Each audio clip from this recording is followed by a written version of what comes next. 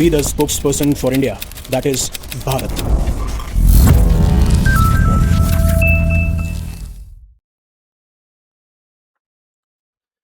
Hello future leaders. अब जब से यूनाइटेड स्टेट्स के प्रेसिडेंट डोनाल्ड ट्रंप ने यह अनाउंसमेंट किया है कि गाजा को जब कन्फ्लिक्ट खत्म हो जाएगा, यार जो 3 फेसेस के दौरान गाजा को हमें रीबिल्ड करना था, रिकंस्ट्रक्शन करना था और वहां पे किस तरीके का एडमिनिस्ट्रेशन होगा, उसके लिए यूनाइटेड स्टेट्स के प्रेसिडेंट एक प्रपोजल रखते हैं, Gaza board of peace. And then अब इजराइल और यूएस तो जो बहुत ही ज्यादा खास एलाय हैं एंड बहुत कम हमको कन्फ्लिक्ट और डिस्प्यूट या डिसएग्रीमेंट देखने को मिलते हैं, बट यहां पे इजराइल और यूएस दोनों के इंटरेस्ट बहुत ज्यादा क्लैश कर रहे हैं over Gaza board of piece. और जब से ये अनाउंसमेंट हुआ है ना, तब से ही अलग अलग टॉपिक पे बात हो रही है कि 60 से ज्यादा कंट्रीज को इनविटेशन भेजा जा चुका है, इवन पुतिन को इनविटेशन मिला है, इंडिया को इनविटेशन मिला है। क्या ये दोनों ज्वाइन करेंगे? मैं इसका जवाब दूंगा। मैं ये नहीं कहूंगा कि क्या इंडिया ज्वाइन करेगा कि नहीं करेगा, क्या रशिया ज्वाइन करेगा कि नहीं करेगा। आप क्या सोचते हैं, दैट इज फाइन, आपका ओपिनियन हो सकता है, but what I think from a perspective of geopolitics I will tell you, and then only I will connect the dots and then I will say कि इंडिया ज्वाइन करेगा या नहीं करेगा। लेकिन ये जितना ज्यादा इसके बारे में बात कर रही हैं, उतनी ही कंट्रोवर्सीज खड़ी हो रही हैं, उतने ही सवाल खड़े हो रहे हैं इस टॉपिक के ऊपर। अब होता यह है कि जब इसका अनाउंसमेंट किया जाता है कि इसमें काफी सारे मेंबर्स होंगे, अलग अलग टाइप की बॉडीज होंगी, बॉडीज के अलग अलग फंक्शंस होंगे, एंड मैं बेसिक से लेकर एडवांस तक आपको बताऊंगा, क्योंकि मान लीजिए आप पुराने व्यूअर्स हैं तो आप उसको स्किप कर सकते हैं, और अगर नए व्यूअर्स हैं तो you will get to know the whole understanding of it. और मैं एम कर रहा हूं 1000 लाइक्स की। क्या आप 1000 लाइक्स कर सकते हैं? क्योंकि मैं बहुत कम वीडियोस में बोलता हूं कि आप लाइक कीजिए, आप सब्सक्राइब कीजिए। हालांकि जब लाइक और सब्सक्राइब के लिए बोला जाता है तो लोग करते भी हैं, और उसके लिए मैं बहुत बहुत धन्यवाद हूं, and I feel gratitude towards all of you, जिस तरीके से आप कमेंट कर सकते हैं, करते हैं। और मेरी ऑडियंस मुझे काफी बार बहुत सारे ऐसे अच्छे इनपुट्स देती है जो मुझे बहुत पसंद आते हैं। इवन काफी बार मैं चीजें मिस कर जाता हूं, लेकिन वो नहीं मिस करते हैं। तो again thanks for that as well. अब आगे बढ़ते हैं कि प्लान क्या चल रहा है और क्या बातें हो रही हैं। तो जब व्हाइट हाउस ये डिसाइड करता है कि बोर्ड ऑफ पीस के अंदर कुछ मेंबर्स होंगे, जैसे वो पिक करते हैं लीडर्स को, उसके बाद में ही इजराइल इसको ऑब्जेक्ट करता है।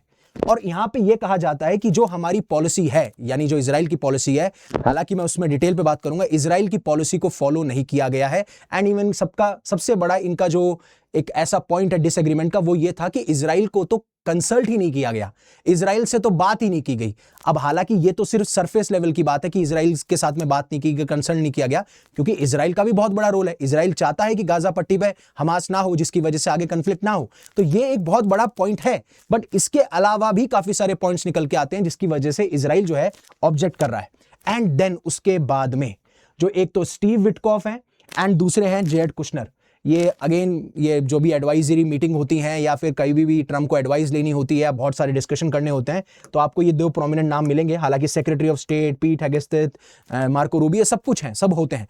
तो इन्होंने साफ साफ ये कहा कि जो नेतान्याहू के ऑब्जेक्शन है ठीक है, लेकिन गाजा हमारा शो है, गाजा में क्या होगा अब हम बताएंगे। This is our show and not his show. साफ साफ ये कह दिया है कि ये इजराइल के प्राइम मिनिस्टर बेंजामिन नेतान्याहू का शो नहीं है, और हम कोई भी आर्ग्यूमेंट करने नहीं वाले हैं उनके साथ में। अब चाहे से उनको डिसएग्रीमेंट हो या उसको ऑब्जेक्ट कर रहे हो, जो हमने कुछ हफ्तों में या कुछ महीनों में पाया है, ये पॉसिबल नहीं हो पाता अगर हम इस तरीके से चलते। लेकिन फिर भी Israeli prime minister push back कर रहे हैं। वो अभी अपने एडवाइजर्स के साथ में मीटिंग कर रहे हैं कि किस तरीके से हम यूनाइटेड स्टेट्स के प्रेसिडेंट डोनाल्ड ट्रंप के ऊपर जो ये प्लान आया है उसके ऊपर बात कर सकते हैं। पर धीरे धीरे समझते हैं कि क्रोनोलॉजी है क्या, क्योंकि गाजा बोर्ड ऑफ पीस को समझने से पहले, उसके मेंबर्स को समझने से पहले इजराइल क्यों ऑब्जेक्ट कर रहा है, यह समझना बहुत जरूरी है कि इसकी शुरुआत कहां से होती है। अब गाजा में जो आज इशू है, या फिर इजराइल और हमास का जो कन्फ्लिक्ट है, या फिर जो पैलेस्टीन का इशू है, ये काफी हजारों दशकों मींस काफी हजारों सालों से चल रहा है। मतलब हजारों मींस 300-400 साल हो गए हैं इसको। लेकिन बात यहां पे ये है कि जब हमास अटैक करता है अक्टूबर 7, 2023 पे, फिर इजराइल और हमास के बीच में कन्फ्लिक्ट देखने को मिलता है, जिसमें गाजा में सबसे ज्यादा सफर कर रहे थे पैलेस्टीनियंस, राइट। और इसके पीछे रोल बताया जाता है कि हमास ने जिस तरीके से अटैक किया और फिर उसके बाद में ह्यूमन शील्ड्स वो बनाता है एंड व्हाट नॉट। तो ट्रंप आते हैं अक्टूबर के अंदर, बोलते हैं कि मेरे पास में एक पीस प्लान है, that is 20 point peace plan. इसके तहत मैं चाहूंगा कि इजराइल और हमास के बीच में जो कन्फ्लिक्ट चल रहा है, जिसमें कि गाजा पट्टी सबसे ज्यादा सफर कर रही है और इजराइल के ऊपर अटैक हो सकता है फ्यूचर में, तो मैं ये प्लान लेके आता हूं आप सबके लिए। अब अक्टूबर में जब सीज फायर होता है, सीज फायर अनाउंस होता है, फाइटिंग रुकती है एंड देन उसके बाद में जो मानवता वाली एड है, ह्यूमैनिटेरियन एड है, उसको ओपन किया जाता है। ये सारी चीजें आपको देखने को मिलती हैं। अब इसके तहत 3 फेजेस थे इस ट्रम्प के जो 20 पॉइंट पीस प्लान था। ये पीस प्लान था, पॉइंट वाइज था, इसमें पॉइंट्स लिखे हुए थे, लेकिन इसमें इंपॉर्टेंट 3 फेजेस होने वाले थे।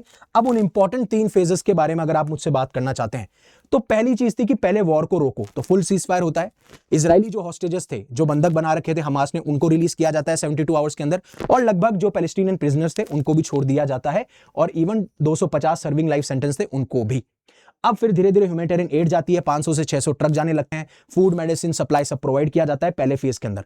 फेज 2 ये था कि हम अब ट्रांजिशन कैसे करेंगे, सिक्योरिटी पे कैसे आएंगे। अब फेज 2 का अनाउंसमेंट भी एब्रप्टली कर दिया, एकदम अचानक से कर दिया, जहां पे बात की जा रही है हमास को एक तो वेपन्स गिव अप करने पड़ेंगे, इजराइल पूरी तरीके से अपना विड्रॉल कर लेगा, एंड देन इंटरनेशनल जो गाजा स्टेबलाइजेशन फोर्स है, जिसको यूएस लेड करेगा, अरब नेशंस लेड करेंगे, यूरोपियन ट्रूप्स लेड करेंगे, इवन इसमें पाकिस्तान का भी रोल बताया जा रहा था, जिसको भी इजराइल ने ऑब्जेक्ट किया था, और हमास लीडर्स को जो है माफी दे दी जाएगी और फिर उसके बाद में उनको कहीं और भेज दिया जाएगा। राइट, यहां पे वो नहीं रहेंगे। और फेज 3 है कि जब एक बार ये सब कुछ हो गया, फेज 1 फेज 2 दोनों हो चुके हैं, तब हम रिकंस्ट्रक्शन शुरू करेंगे, यानी गाजा में हम रिकंस्ट्रक्शन शुरू करेंगे, रिबिल्ड करेंगे, हॉस्पिटल्स बनाएंगे, रोड्स बनाएंगे, ऐसे कुछ साधन लेके आएंगे जिससे कि जो गाजा है वो आगे बढ़ सके, गाजा में लोगों को नौकरियां मिल सके और तरक्की कर सके। और तीसरे फेज के तहत बोर्ड ऑफ पीस था, राइट, जिससे कि यह देखा जाएगा कि गाजा में टेम्पररी वाइज ट्रांजिशन हो सके। यहां पे यूएस जो है कंप्लीटली, या फिर यूएस जो बोर्ड ऑफ पीस है वो परमानेंटली यहां पे एडमिनिस्ट्रेशन को नहीं देखेगा, परमानेंटली यहां पे रीबिल्ड नहीं करेगा, रिकंस्ट्रक्शन नहीं करेगा, ऐसा कुछ करता हुआ नहीं पाया जाएगा। लेकिन बोर्ड ऑफ पीस जो है थर्ड फेज का पार्ट था। अब बोर्ड ऑफ पीस को ये डिक्लेयर कर देते हैं, लेकिन ट्रम्प का प्लान क्या था आप देखिए इस मैप के तहत। अब जो ये ब्लू लाइन आप देख पा रहे हैं ना, ये जो ब्लू लाइन है, अभी इसको मैं रेड से मार्क कर रहा हूं, यहां पे इजरायली फोर्सेस बहुत ज्यादा तैनात हैं, जिससे कि हमास जो है अपने आप को डिसआर्म भी करे और हमास अटैक ना करे। अब जब पहला फेज डिसाइड होता है तो उसमें हमास जो है यहां से अपने आप को विड्रॉ करती है, ठीक है, जो ऑरेंज लाइन या येलो लाइन जिसको बोलो। फेज 2 जब खत्म हो जाएगा तो इजरायली फोर्सेस यहां से विड्रॉल कर लेंगे, ये पूरा इजरायली फोर्सेस विड्रॉल प्लान है। और फिर धीरे धीरे फेज जब 3 खत्म होगा तो ये जो पिंकिश एरिया यहां तक आ जाएंगे, और फिर हमको धीरे धीरे इजराइल पूरी तरीके से अपने आप को विड्रॉ कर लेगा, हमास डिसआर्म कर देगा, और पैलेस्टीनियन अथॉरिटी या कमिटी यहां पे गवर्न करेगी। और इसी ट्रांजिशन के तहत यहां पे बोर्ड ऑफ पीस की बात की गई है। राइट, यहां तक समझ में आया। और अगर इसको और अच्छा इमेजिन करना चाहते हैं तो पहले जो रीबिल्डिंग होगी वो इस ग्रीन जोन के अंदर होगी। राइट, यहां पे रीबिल्डिंग पहले ग्रीन जोन के अंदर होगी, और फिर उसके बाद में यहां पे रेड जोन के अंदर होगी। और स्पेशली ये वाला जोन वो है जहां पे इजरायली फोर्सेस अभी तैनात हैं, लेकिन पहले ग्रीन जोन पे रीबिल्डिंग शुरू होगी। और फिर है येलो लाइन, जहां पे इजरायली फोर्सेस के पास में साफ साफ ये ऑर्डर है कि अगर आपको कोई भी येलो लाइन क्रॉस करता है तो शूट टू किल की पॉलिसी आपके पास में है, यानी आपको अथॉरिटी चाहिए। अब इस गाजा बोर्ड ऑफ पीस के बारे में बात की जा रही है कि मान लीजिए जब हमास जाएगा यहां से, हमें एक अथॉरिटी लेके आनी है जो एडमिनिस्ट्रेशन करेगा, तो पावर वैक्यूम क्रिएट हो जाएगा। फिर हमको यहां पे स्टेबिलिटी भी लेके आनी है, ऐसा नहीं है कि कन्फ्लिक्ट चलता रहे या कन्फ्लिक्ट खत्म हो गया लेकिन फिर भी रीबिल्डिंग नहीं हो रही है, रिकंस्ट्रक्शन नहीं हो रहा है, डेवलपमेंट नहीं हो रही है, प्रॉस्पेरिटी नहीं आ रही है। ये सारी चीजें भी ध्यान में रखनी पड़ेगी, और हम परमानेंटली यहां पे नहीं रहेंगे।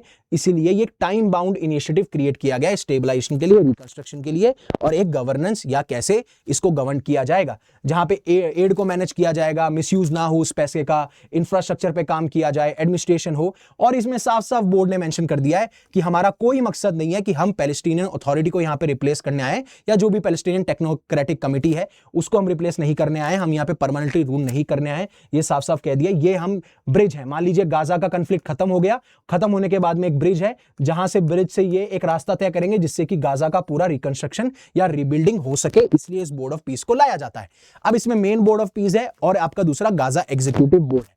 अब मेन ध्यान रखिएगा, सारी चीजें मैं कनेक्ट करूंगा, सबका सब जियोपॉलिटिकल एनालिसिस होगा अभी, इसलिए मैं सारी एक स्टोरी बता रहा हूं, क्योंकि फिर उसके बाद में कनेक्ट करना ज्यादा आसान होता है।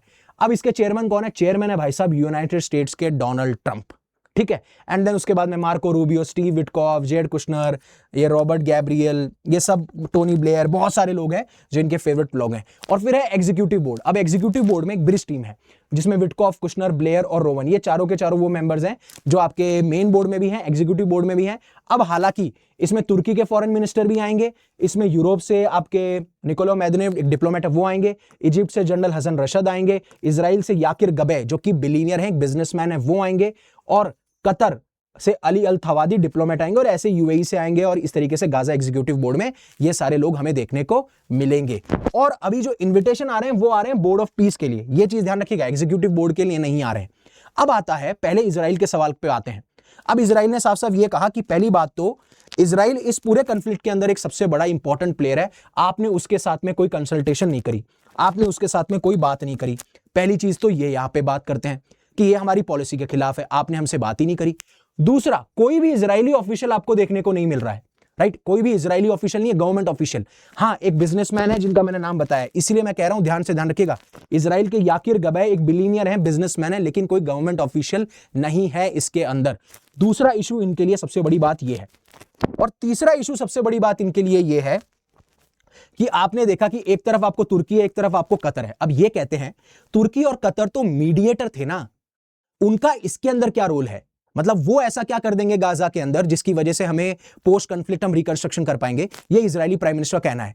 और सबसे बड़ी बात यह है, इजराइल और तुर्की या इजराइल के कतर के साथ में और तुर्की के साथ में अच्छे रिश्ते भी नहीं है, जिस तरीके से हमास लीडरशिप को होस्ट करते हुए आए हैं, एज वेल एज तुर्की जो पैलेस्टीनियन कॉज पे बात करता है। अगर ये साथ में आते हैं, ये मेंबर बनते हैं, तो फिर उसके बाद में इजराइल के इंटरेस्ट हर्ट होंगे और कहीं ना कहीं ये इन्फ्लुएंस करने की कोशिश करेंगे। ये इजरायली प्राइम मिनिस्टर के तर्क हैं। इसलिए मैं कहता हूं हर एक डिटेल बहुत ज्यादा इंपॉर्टेंट होती है जब आप चीजों को एनालाइज कर रहे हैं। इसलिए उन्होंने बोला कि हम स्टन्ड थे, हम शॉक दे कि हमें कंसल्ट नहीं किया गया।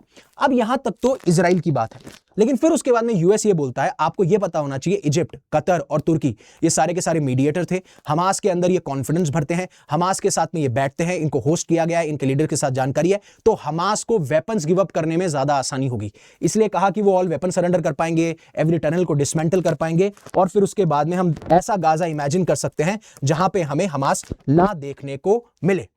पहली चीज। और दूसरा ये आता है कि जिस तरीके से बोला जा रहा है कि आपको परमानेंट सिटी इसके अंदर मिल जाएगी अगर आप $1 बिलियन इसमें दे देते हैं तो। अब बात यहां पे है, पहली चीज तो यूनाइटेड स्टेट्स साफ साफ ये कह रहा है कि मेंबरशिप फीस कुछ नहीं है। अगर हम गाजा कन्फ्लिक्ट के बारे में बात, क्योंकि सिर्फ ये जो बोर्ड ऑफ पीस है, ये गाजा कन्फ्लिक्ट तक सीमित नहीं है। डोनाल्ड ट्रंप का प्लान ये है कि पहले हम लोगों को इनिशिएट करते हैं, हम लोगों को बुलाते हैं, मतलब कंट्रीज को बुलाते हैं, फिर पहले गाजा के अंदर रिकंस्ट्रक्शन करेंगे, गाजा को रीबिल्ड करेंगे, एंड देन फिर जितने भी मेजर लेवल पे कोई इश्यूज होंगे तब हम उसमें बात करेंगे। अब पहली चीज तो ये है कि क्या बहुत सारे नेशन, जो छोटे छोटे नेशन है, उनके पास में क्या पैसा है इतना कि वो $1 बिलियन दे पाए? पहली चीज।